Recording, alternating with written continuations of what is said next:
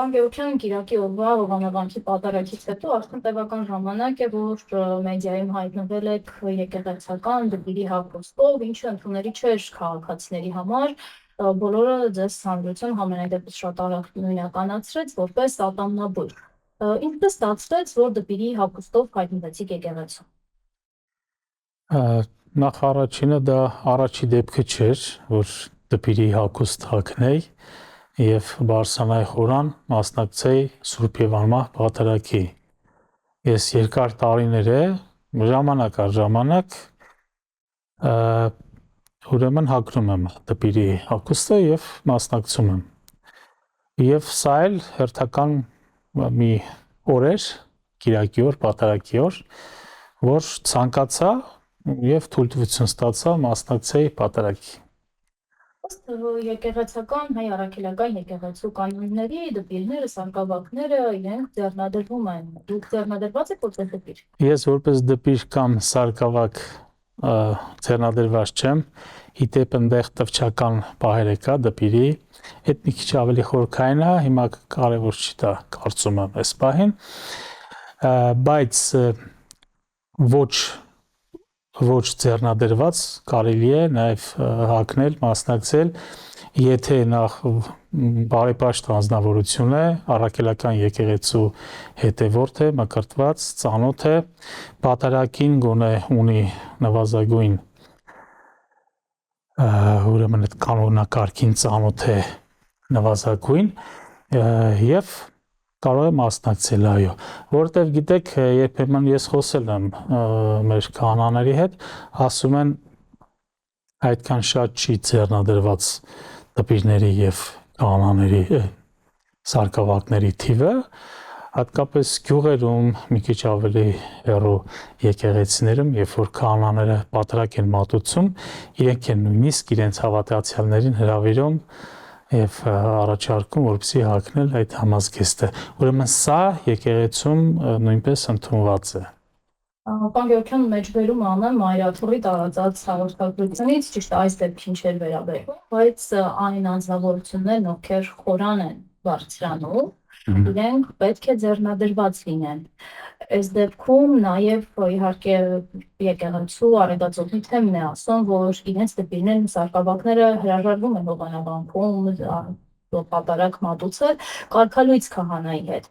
Այսինքն կա եկեղեցում դպիր և Մայրաթորն ասում է ես պետք է ձեռնադրեմ, որ խորան բարձրանա, իսկ մյուս դեպքում հենց եկեղեցին և հանրությունն էր որակում, որ կեղծ են այդ մարդիկ, պիղծ են այդ մարդիկ, ներողություն եմ խնդրում, իհարկե մեջբերումն այդպիսին է։ Ինչպես կարելի է, այսինքն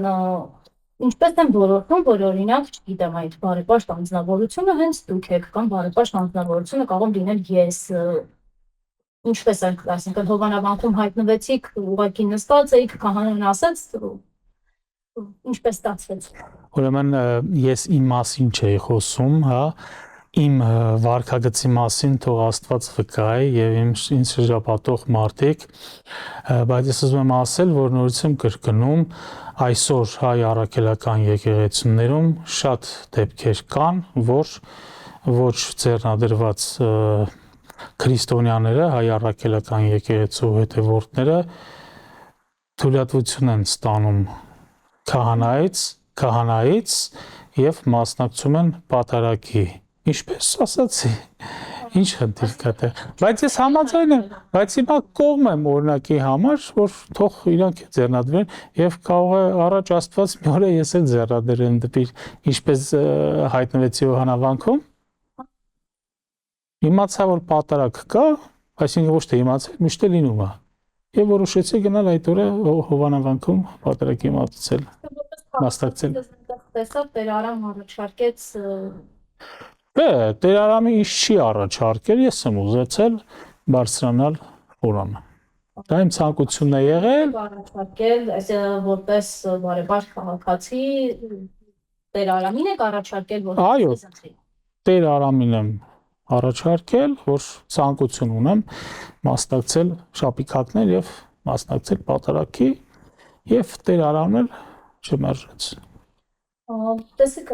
մենք իհարկե խոսեցինք այնպես, ինչպես ուզեցիք, Տեր Արամը վաղուց արդեն, այսինքն շաբաթներ շարունակ Ստեփան Ասատրյանը, քանի որ Մայր Աթոռի կողմից կարգելույց է արված։ Արդյոք ընդունում եք եկեղեցու այդ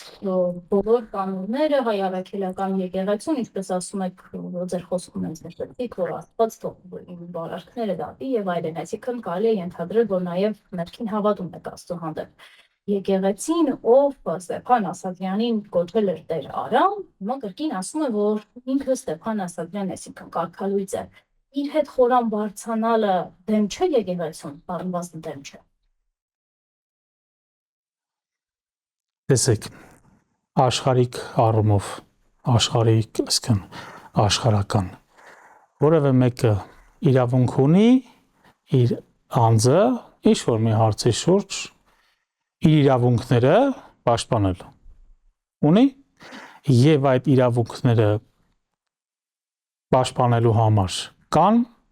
համապատասխան կառույցներ, չէ՞։ Ֆիքսենք սա, հիմա ես ձեր հարցին եմ պատասխանում։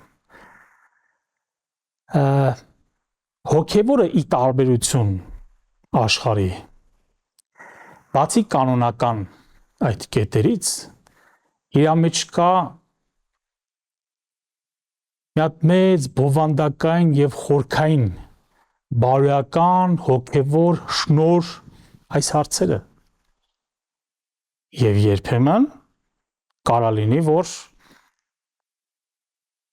կանոնականով առաջնորդվելիս հակառակ լինեն այդ շնորի բարոյական այդ արժի համակարգին։ Հիմա ես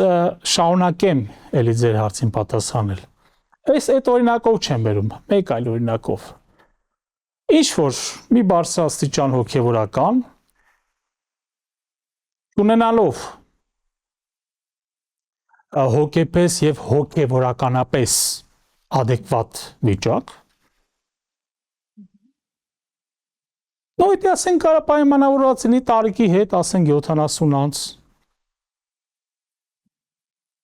ու ինչ որ մի սխալ որոշում է կայացնում մի հոգևորականի հանդեպ, որը աստվածասեր, բարեպաշտ, իր առաքելությանը նվիրված, առաքելագործ, իր ծառայությունն է մատուցում, սիրված եւ սիրած լինելով համայնքին եւ համայնքի կողմից, իր օրհնությունը բաժանելով իր համայնքին եւ այդ տեսակ հոգևորականի հանդեպ այդպես որոշում է կայացվում։ Հիմա ինչ ճիշտ կլինի, որ այդ հոգևորականը հագուստը հանի եւ ասի այսպես որոշում կա։ Ունեցանք օրինակ այդ նույն աշխարհիկ կյանքում դեպքեր, երբ նախարարին, ԲԴԽ նախագահին օրինակ WhatsApp-ային նամակները որոշեցին հեռացնել աշխատանքից։ Դրա ողջամտությունը թողնելով մի կողմ, կարող է ԲԴԽ նախագահը շարունակել աշխատել այն դեպքում, երբ իրեն հեռացրել էին աշխատանքից, անկախ նրանից, արդյոք այդ մարդը, որ իրեն հեռացրել էր, adekvat էր կամ adekvat չէր։ Ի վերջո, բարձրաստիճան հոգևորականը այն ամենի տրողն է, ինչը որ դուք վերագրեցիք քահանային։ Հիմա ես իմ միտքը չէի ավարտել եւ հա, բայց ձեր հարցին կանդրադառնամ։ Հիմա տեսեք, աշխարհում եթե իրավունքներ խախտվում, հա, մի հոգու հանդեպ, մի անձի հանդեպ, նա աշխարհիկ պայմաններում, այս աշխարհի օրենքների պայմաններում հնարավորություն է ունենում իր շահերը պաշտպանել, իր իրավունքները պաշտպանել, դիմելով երաստիճան համակարգին, առաջնային ատյան, վճռաբեկ ատյան, քննչական դատարան։ Եվ այդ ընթացքում նույնիսկ նա հնարավորություն է ունենում օգտվել տարբեր փաստաբանական ծառայություններին եւ փաստաբան ունենալ, լավ։ Եվ շատ հնարավոր է, որ ինչ-որ մի փուլում եւ ինչ-որ մի աստիճանում նա շահի եւ իրավունքները պաշտպանվեն։ Հիմա այս դեպքում Մենք այսքան դեպքեր ենք լսում։ Արդյոք չպետք է այնտեղ էլ լինի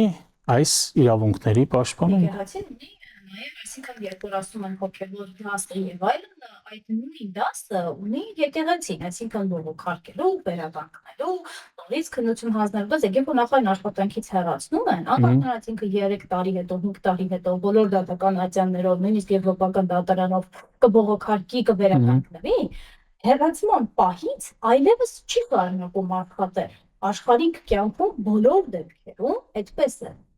Երբ որ այսօր դուք ձեր աշխատակցին կհեռացնեք աշխատանքից,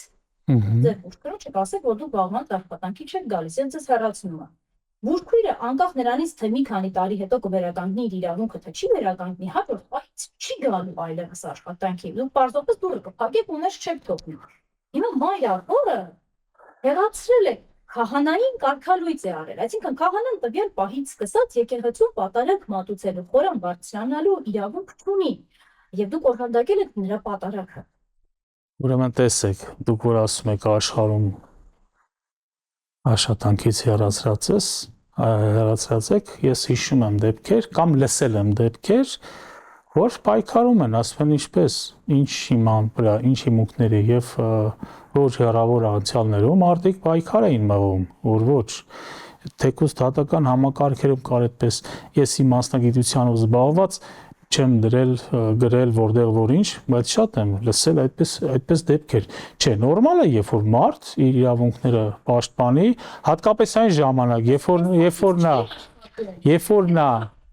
որ նա բարական անձնավորություն է, երբ որ նա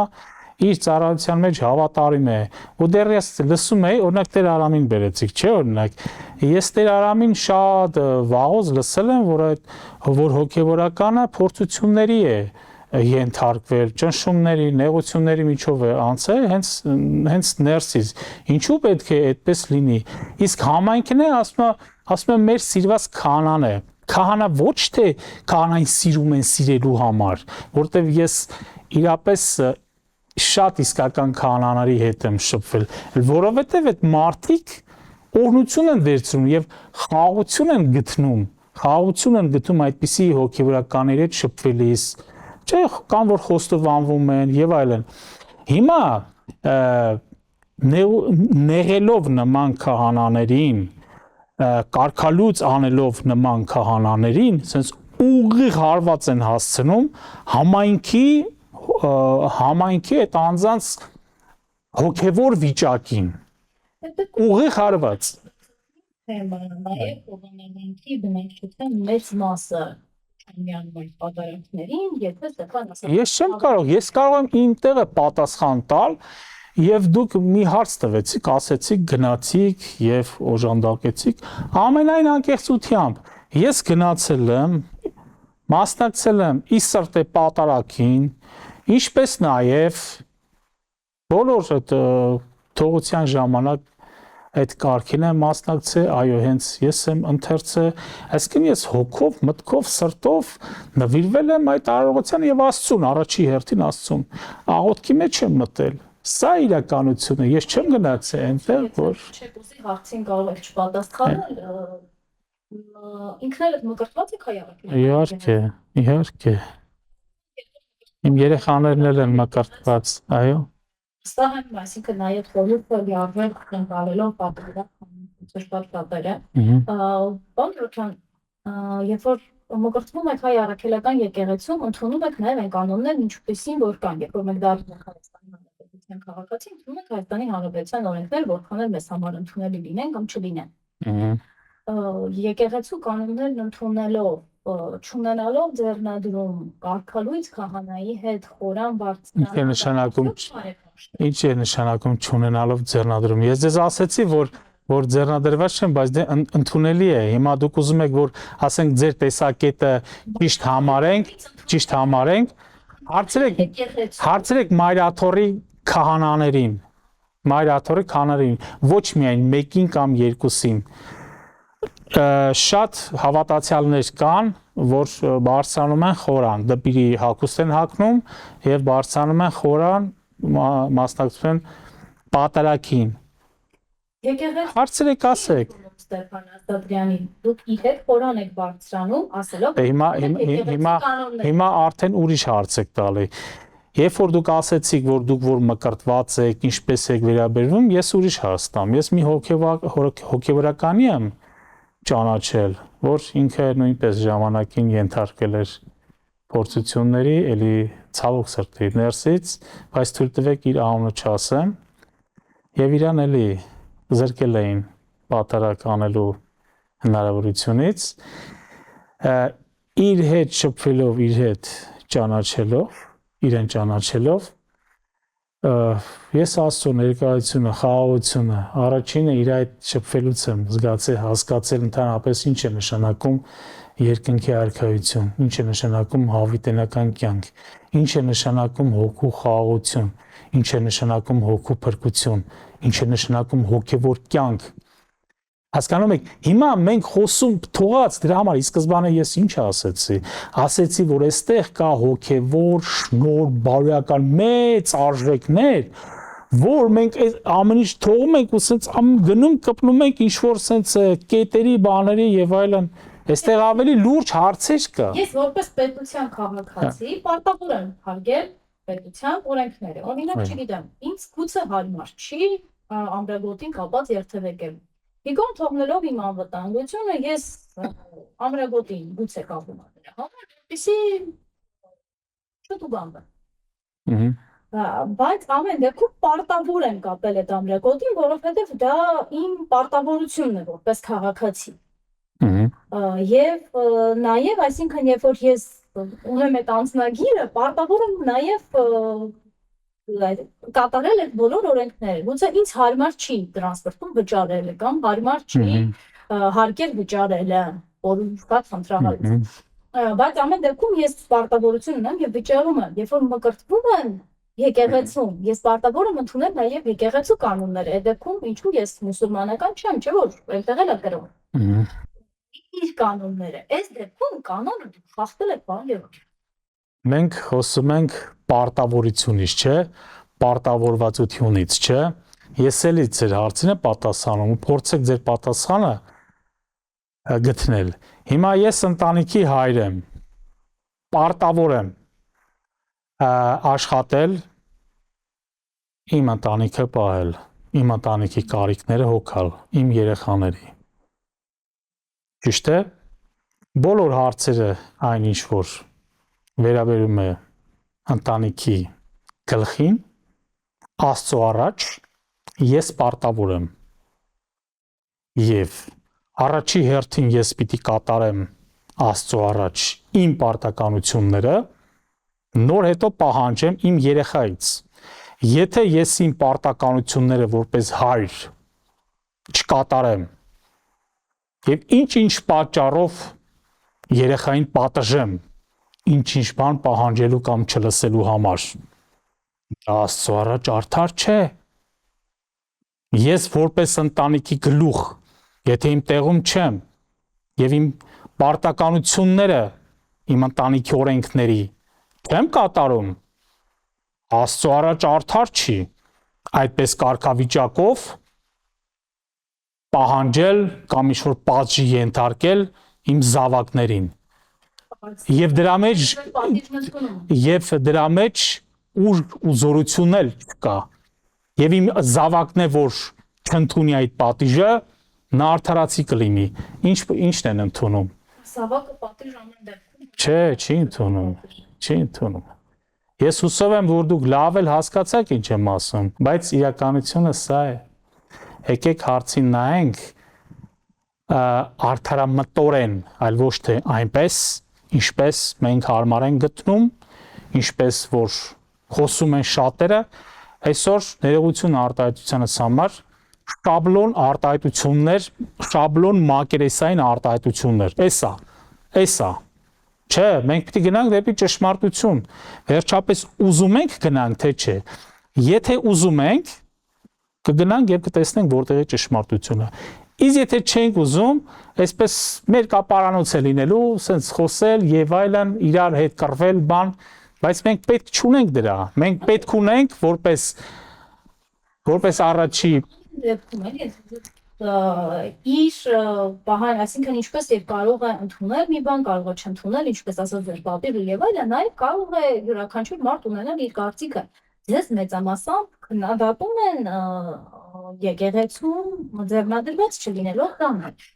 Ասում են, եթե ես տիրապետում եմ օրինակ կարգին, կարգը մայրաթորը ջերմարանում սովորեցնում է եւ այլն։ Ես վստահ եմ, որ տիրապետել եք կարգին, բնականաբար նաեւ մասնակիցն եք եղել պատարագին։ Տեսեք, կա նաեւ այսպիսի մի բան, ամենապարզ օրինակը բերեմ ձեր մասնագիտությունից ելնելով։ Ձեր բուժքերը ամեն օր տեսնում եք, դուք ինչպես եք պատանները բոլորից լավ ստացվում ձեզ մոտ, ինչպես է հաջողված, այսինքն ունենում վիրահատություններ եւ այլն։ Այստեղ ձեր բուժքույրը կարող է օրինակ ձեր բացակայության ժամանակ կամ առանց ձեր թույլտվության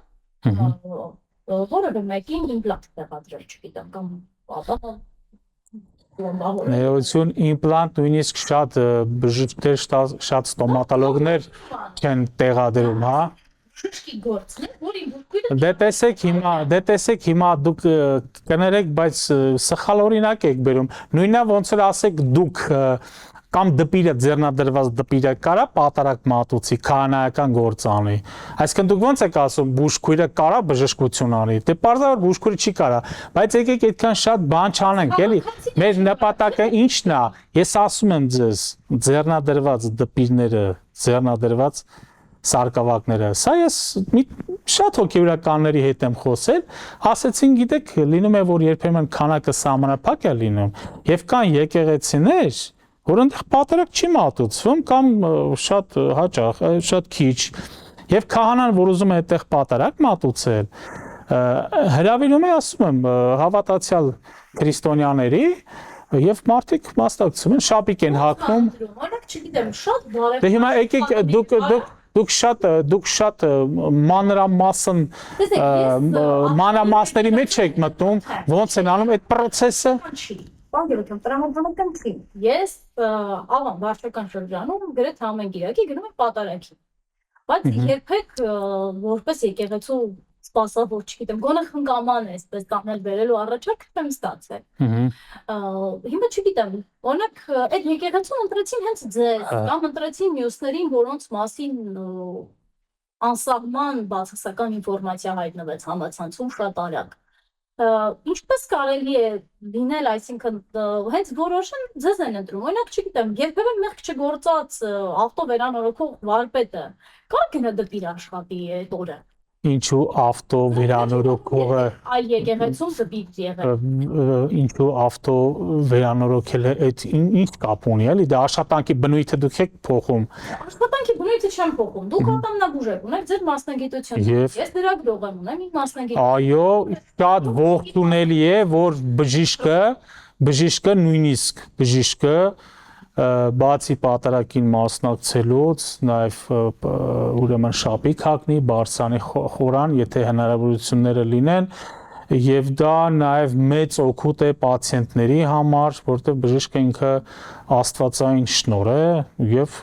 այդտեղ շատ լավ է նույնիսկ։ Եթե այդ օրը դուք պատահազուպար Հովանավանք չգնայիք, Ստեփան Ասատրյան պատարակը մատուցելու էր, այսինքն առանց դպիրի, այդպես է ստացվում։ Ոչ։ Առանց ոչ թե 6 դպիր, այլ 5 դպիրի, բայց ինչ էական է դա։ Ես ձեզ բոլոր էական մասերը ասեցի, խնդրում եմ այսքանով սահմանափակվենք, հա։ Այսպես ասած, հարկային օրենսգրքի դեմ պայքարի հետ ասում էին, որ այսինքն ներկայացել եք որպես իշխանության դեմ եւ այլն, բայց ամեն դեպքում հայտնվեցիք Հովանավանքում ենթադրաբար իշխանության հրավերով, իշխանության պահանջով, որովհետև մի քանի անգամ հարցից մեջ ամենայն դեպս հարցազրույցի ընթացքում փորձեցի հարցնել վերջին անգամ երբ եք հագել այդ հագուստը եւ որ եկեղեցում չասեցիք ամեն դեպքում ինչպես ստացվեց որ եւ պայքարում էիք հարկային օրենսգրքի դեմ եւ ամեն դեպքում հենց այդ օրը մասնակցեցիք կեղծ որակված պատարագին։ Եկեք մինուս անենք այն արտահայտությունը, որ ասեցիք իշխանության պահանջով կամ հրավերով, ուրեմն իշխանության պահանջ եւ հրավեր ամենևին չի եղել։ Իշխանության հրավերով եւ պահանջով։ Դե ես չգիտեմ, այդ դրա մեջ չեմ ուզում մտnem, գնացել եմ պատարակի, հա, այնտեղ ասեցիք վերջի անգամ որտեղ եք մասնակցել եմ եւ էլի շապիկ եմ հակնում, թույլ տվեք դա էլ չասեմ, այնտեղ մեկ է բանի հարկային օրենքների հետ կապված։ Տեսեք, ես հարկային օրենքների դեմ դեռևս 13 թվականից եմ պայքարել ու դուք պետք է որ իմացած լինեիք, պետք է որ հիշեք։ Եվ երբ որ այս հարկերը փոխվեց արտոնագրայինը այդ 2013 թվականը որ նախորդ իշխանությունը սահմանեց, որը որ շատ վատ հարկ էր։ Վերջապես մենք պայքարեցինք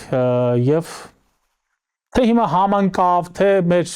նաեւ նախաձեռնության շնորհիվ այս հարկատեսակը դուրս եկավ եւ եղավ շրջարկ, 5% շրջարկը։ Եվ մենք կառավարությանը մեր ՀԿ-ի անունից նաեւ շնորհակալություն հայտնեցինք, որ այդ հարկատեսակը փոխվեց, հա, որտեղ արդեն մտանք տրամաբանական դաշտ, այսինքն ով ինչքան կաշխատի, դրա համապատասխան հարկեր կվճարի։ Ու տևական ժամանակ, որ մենք աշխատեցինք, փաստորեն 2020 թվականից մինչև 2025 թվականի հունվարը, գրեթե 5 տարի։ Հենց ուղիղ 5 տարի։